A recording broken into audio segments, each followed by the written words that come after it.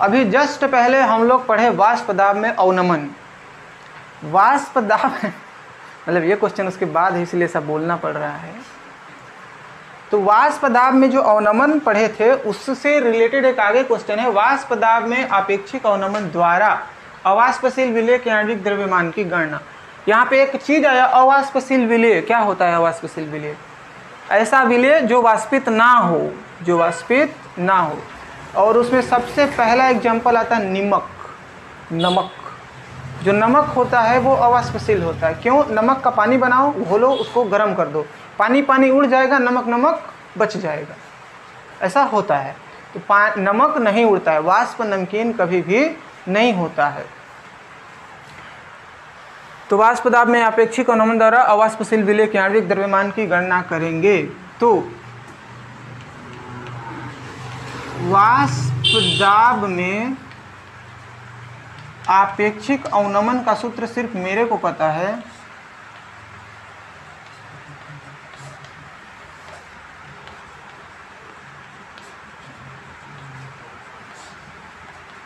आपेक्षिक अवनमन का सूत्र निम्न है, दिख रहा है यहाँ पे। एक्स बी बराबर P A node minus P A बटे में पी ए नोड। क्या इतना आया था? वाष्प दाब में आपेक्षिक अवनमन का सूत्र होता है इतना। कंप्लीट। इसको मान लेते हैं समीकरण 1। यहाँ पे एक्स बी क्या है? एक्स क्या होता है किस्म? विलेय का मोल प्रभाज।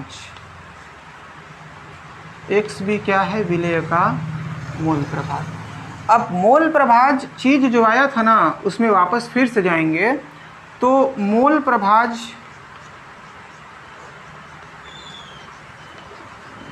बराबर होता है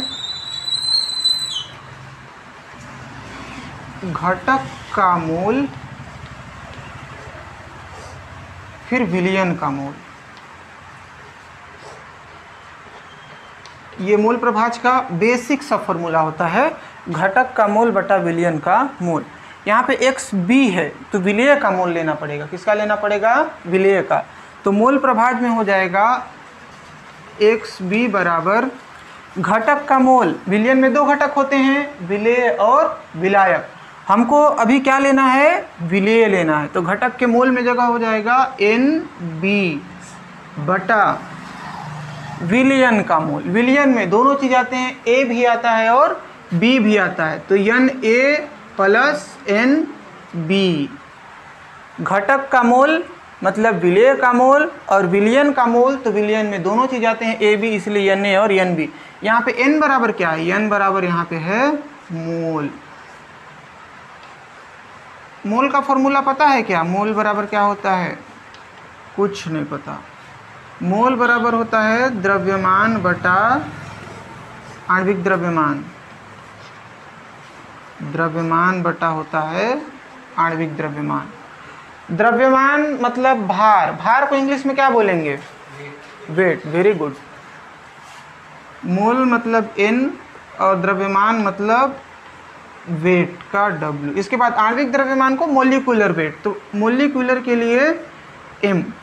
अब यहाँ पे एन बराबर क्या निकाल दिए हम लोग? द्रव्यमान के जगह पे ये लिख दिए और आणविक द्रव्यमान की जगह पे इतना लिख दिए। अब हमको किसका वैल्यू चाहिए? बी का, एन बी का। तो यहाँ पे अगर बी लगाते हैं ना, तो यहाँ भी बी आता है और यहाँ भी क्या आता है? बी। और अगर वही एन ए का फाइंड आउट करें वैल्यू, तो डब्ल्यू ए बटा हो जाएगा एम ए। बात ठीक लगा? यहाँ पे बी लगाए तो यहाँ भी बी आ गया, यहाँ पे ए लगाए तो यहाँ भी ए आ गया। इन सभी मानों को समीकरण 2 में रखेंगे। समीकरण 2 से एक्स बी बराबर एन बी के जगह पे इतना,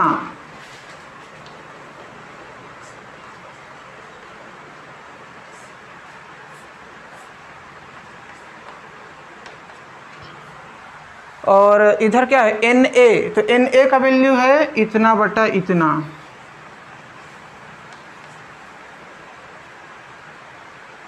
प्लस NB का वैल्यू इतना।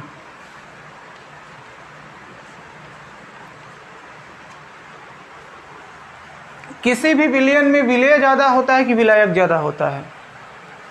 किसी भी विलयन में विलेय ज़्यादा होता है कि विलायक ज़्यादा होता है? सब्जी बनाते हैं, वो एक विलयन है, उसमें नमक मिलाए हैं अवाष्पशील, तो नमक ज़्यादा होगा कि आलू टमाटर? नमक बहुत कम होगा। तो बहुत कम होता है, विलेय का मान बहुत कम होता है। तो जिसका मान कम होता है उसको इग्नोर कर देते हैं। तुम लोग करते हो इग्नोर? विलेय को नहीं की उपेक्षा कर देते हैं। हिंदी में इग्नोर कर रहे हैं ना, इंग्लिश में नहीं। इंग्लिश में पता चल जाता है विलेय की उपेक्षा करने पर। तो ये वाला विलेय है और ये वाला विलायक, तो विलेय अब हो जाएगा गायब, विलेय का कोई रोल नहीं, क्योंकि इसकी उपेक्षा कर दिए हैं। तो ये वाला भूल गए हम लोग, ये बचा है, ये बचा है। XB बराबर क्या क्या बचा है? WB MB, और हम भी मतलबी हैं, नीचे वाले को किए हैं, ऊपर वाले को रखे हैं WA MA। ऐसे वाले सिचुएशन में क्या करते हैं, जब ये भाग गुणे में कन्वर्ट होता है ना, तो नीचे वाला वैल्यू ऊपर चला जाता है और ऊपर वाला वैल्यू चला जाता है नीचे। तब XB का नया मान क्या आ जाएगा? नया मान आ जाएगा। ये तो सेम रहेगा।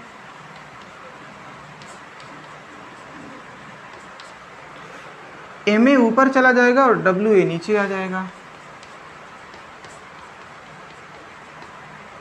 अब x का मान, XB का मान इतना मेहनत से निकाले हैं, उसको समीकरण 1 में इसके जगह पे रख देंगे।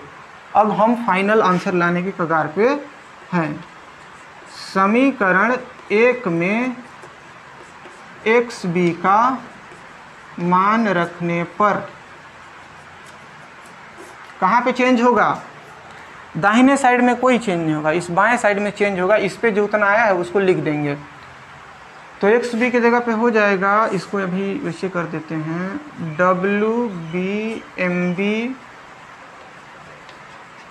MA बराबर PA नोड माइनस PA बटे में हो जाएगा PA नोड। ये बात ठीक लगा? XB के जगह पे जितना भी मान आया है उसको रख दिए। हमको क्या ज्ञात करना है? हमको MB का मान ज्ञात करना है ना। ध्यान देना, किसका मान ज्ञात करना है? MB का। यहाँ पे कहीं पे MB है क्या? यहाँ पे है, तो इसको इसी की जगह पे छोड़ देते हैं और बाकी सब चीज को बराबर की साइड पक्षांतर कर देते हैं। कोई दिक्कत आएगा? नहीं आना चाहिए। 1/MB अपने जगह पे है, क्योंकि हमको MB का मान चाहिए, तो 1/MB को कर दें इसके जगह पे बराबर, ये बना लेंगे एक बटा, और ये 1-2 मान ऊपर हैं, बराबर के उधर जाएंगे तो बटे के नीचे, और ये मान नीचे है तो ऊपर उधर जाएगा तो बराबर। पहले इनको सेम टू सेम उतार लेते हैं। ये वाला से है ना, PA node minus PA node minus PA बटे के नीचे है PA नोड। इस साइड को तो सेम टू सेम उतार लिए। अब इसको पक्षांतर करते हैं। WB बटे के ऊपर है, इधर जाएगा तो नीचे हो जाएगा और लाइट कट जाएगा। यहाँ तक लाइट कटा था। अब इस भाई साहब को यहाँ ले जा चुके हैं, इसकी बारी है माँ की, तो ये यहाँ चली गई। WA ये कुछ नहीं जम रहा है, तो यहाँ चली। अगले लाइन में क्या करना है हमको, क्योंकि बट्टे के नीचे नीचे हमको ओरिजिनल MB चाहिए। हाँ, तो ये वाला वैल्यू ऊपर चला जाएगा, 1 चला जाएगा नीचे, तो यहाँ पे क्या आ जाएगा? MB। बट्टे के नीचे 1 भी इग्नोर करते हैं हम लोग हिंदुस्तानी। इसको भी पलटने को बोला था मैं, 1 2 3 तीनों मान कहाँ चले जाएंगे? ऊपर, क्योंकि इस साइड को ऊपर किए हैं तो इसको भी उल्टाएंगे। PA नोट WB MA, माँ ऊपर चली गई। ये वाला जो बचा है वो आ जाएगा नीचे, PA नोड माइनस PA मतलब पास W। ये जो व्यंजक है वही है फाइनल, जिसकी हमको तलाश थी, लेकिन लाइट कट गया, तलाश में थोड़ा सा देरी हो गया। सवाल खत्म। अब तुम लोग छाप लो, उतार लो। अरे